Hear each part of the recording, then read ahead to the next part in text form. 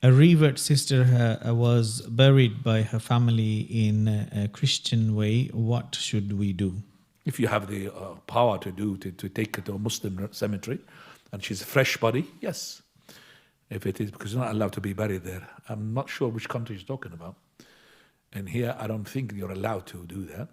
I mean, it's not really easy to go and dig somebody's grave and put it somebody else, another cemetery. But in a Muslim country, if you have proved that this person is a Muslim and being buried in a non-Muslim, you could ask for the authority to be removed and put there. They will do that.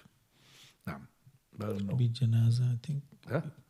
She's buried in a Christian way. What about the funeral? Maybe that is linked to So it. if she's buried in a Christian way, and because you didn't have the power, then nobody knew that she's a Muslim, or somebody knew, but they didn't have the power to put her in a Muslim cemetery, we can't do nothing. But we pray the janaza al-ghaib, salat al-ghaib, the prayer on the person who is absent. So we lined up here when we say there's a sister, she had died, but nobody had offered the prayer because she was not buried in a Muslim way, and we pray the salah on her. We have to.